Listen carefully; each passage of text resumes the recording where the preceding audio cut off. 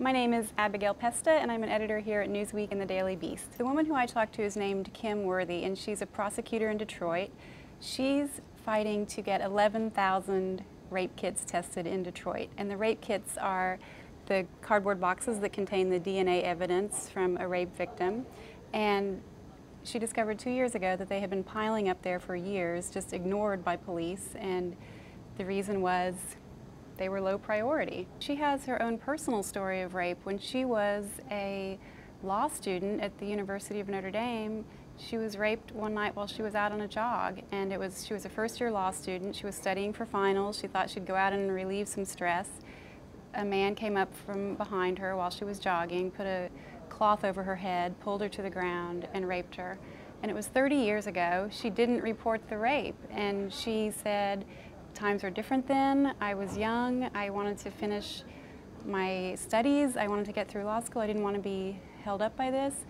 You know, of course, now she has a completely different perspective. She's Detroit's top prosecutor, and she said she would have been drawn to this mission regardless to get these rape kits tested, but she said her own experience gives her a really unique perspective. She understands where the victims are coming from, and she says if they're brave enough to come forward and report a crime against them, then police owe it to these people to track down the rapist. Detroit is not alone in this problem. It's a problem across the country, and from what experts say, the problem is partly that rape kits are expensive to test.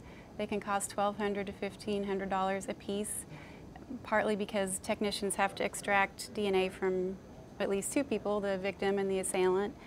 But experts also say a lot of times the reason is not money, it's just that it's a low priority for police. And there have been studies showing that sexual assault is pretty low on the priority list when it comes to police departments. So that's a real crime right there. Kim Worthy she's a tough prosecutor, and I'm sure she has a lot of enemies, but I think people are behind her on this pursuit. You know, it's kind of hard to argue that rapists should be allowed to be, you know, roaming free, raping, while their evidence piles up in a storage room that nobody knows about. So she's really gone after this problem full force. She has she got one of the very first federal grants to study the kits, and that was $1 million grant, and it helped her department take an inventory of all the kits and review them.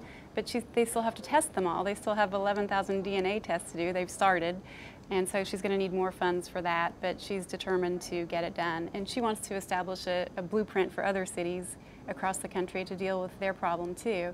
A lot of cities haven't even counted up their rape kits, so experts estimate there are hundreds of thousands of them just languishing in police storage facilities.